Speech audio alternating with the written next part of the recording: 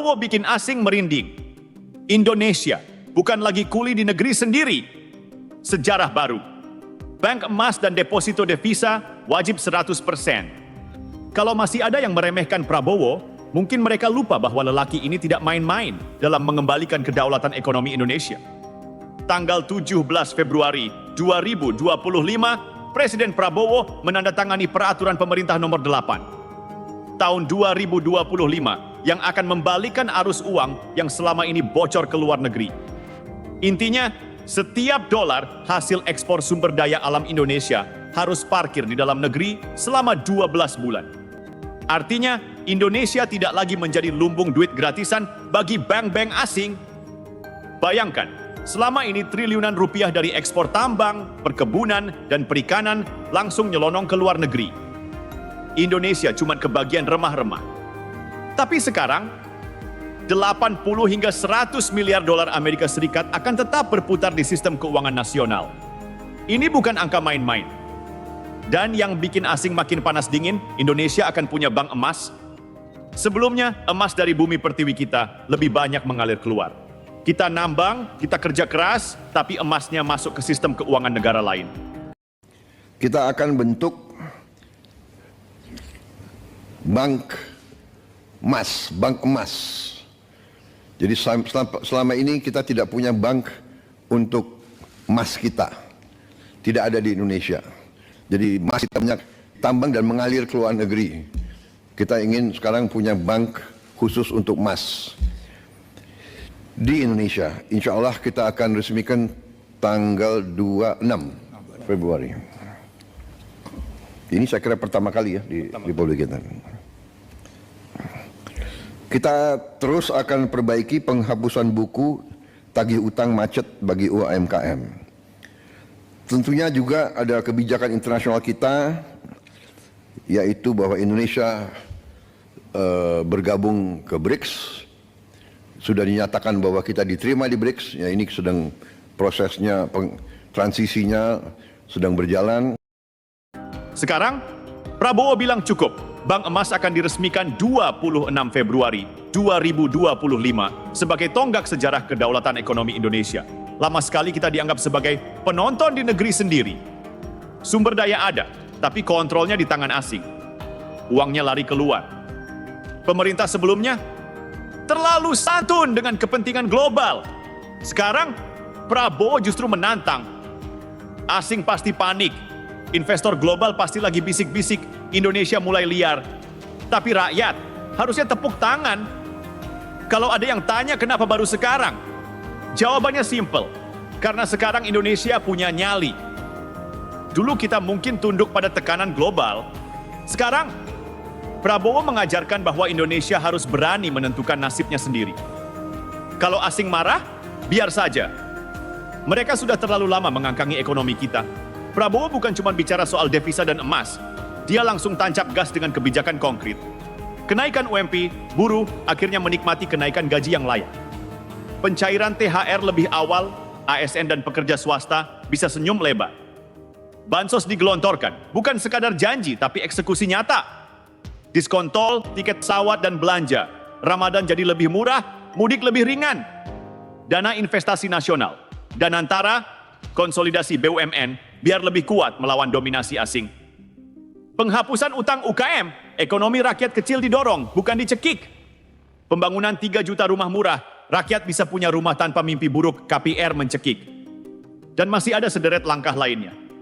Ini bukan sekadar janji kampanye, tapi eksekusi strategi ekonomi yang tidak lagi tunduk pada kepentingan asing. Tentu saja, kebijakan seperti ini tidak akan disukai oleh mereka yang nyaman dengan status quo.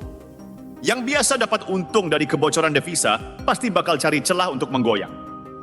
Jangan kaget kalau mulai bermunculan pakar ekonomi yang tiba-tiba heboh menyebut kebijakan ini berisiko tinggi.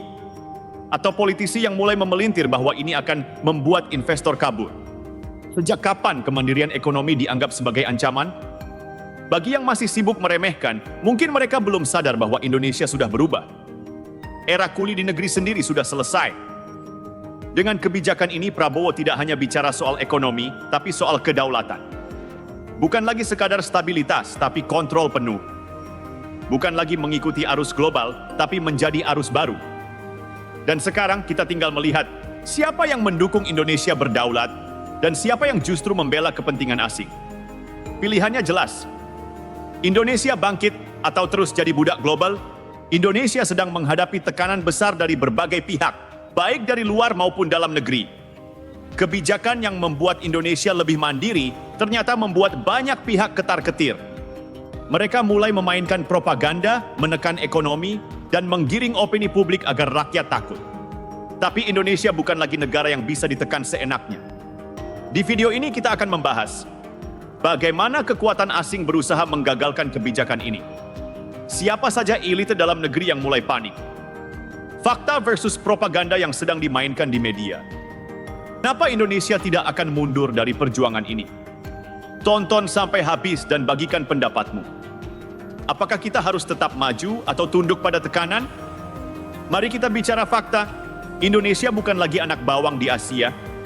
Selama bertahun-tahun, kita dipaksa tunduk pada sistem yang membuat kita hanya jadi penyedia bahan mentah, sementara negara lain berpesta menikmati hasilnya. Tapi permainan itu selesai.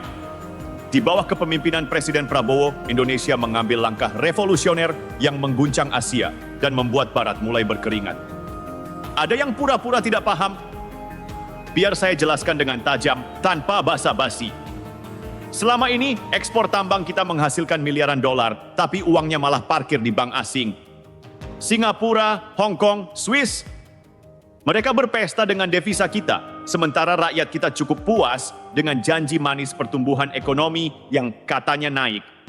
Sekarang, peraturan berubah. 100% devisa hasil ekspor, DHE, wajib disimpan di Indonesia. Tidak ada lagi dalih modal kabur atau investor panik. Kalau kalian ekspor dari Indonesia, uangnya harus masuk ke sistem keuangan Indonesia, wajib disimpan selama 12 bulan. Hasilnya, rupiah makin kuat, ekonomi stabil, suku bunga terkendali. Bank-bank asing mulai kehilangan sumber duit gratis. Singapura dan sekutunya mulai panik. Coba pikir, selama ini siapa yang menikmati kekayaan kita? Mereka yang berteriak soal investasi, tapi sebenarnya cuma mau numpang makan di meja makan kita. Sekarang kita sendiri yang jadi tuan rumah. Bayangkan ini, Indonesia punya tambang emas berlimpah, tapi cadangan emas kita di dalam negeri hanya sekitar 80 ton. Sementara negara lain yang tidak punya tambang justru bisa menyimpan ribuan ton. Ironis? Tentu. Maka dari itu Indonesia kini punya bank emas. Semua produksi emas tidak bisa lagi seenaknya diekspor tanpa perhitungan nasional. Dampaknya, Indonesia tidak lagi jadi sapi perah emas bagi sistem keuangan Barat. Asia mulai melihat Indonesia sebagai pusat baru perdagangan emas. Negara-negara ASEAN dan BRICS bisa ikut bergabung dalam sistem ekonomi berbasis emas. Kita sudah terlalu lama percaya pada mata uang kertas yang nilainya dikendalikan oleh mereka. Sekarang, saatnya kita punya pegangan nyata, emas. Norwegia, China, dan Arab Saudi punya dana abadi untuk mengelola kekayaan negaranya. Selama ini BUMN kita lebih sibuk menyelamatkan diri sendiri daripada membangun masa depan. Tapi dengan lahirnya Danantara, Daya Anagata Nusantara, Indonesia akhirnya punya dana investasi nasional yang bisa mengelola keuntungan BUMN secara profesional. Bukan lagi sapi perah elit, tapi mesin pertumbuhan nasional. Efeknya, uang negara tetap berputar di dalam negeri, tidak menguap keluar.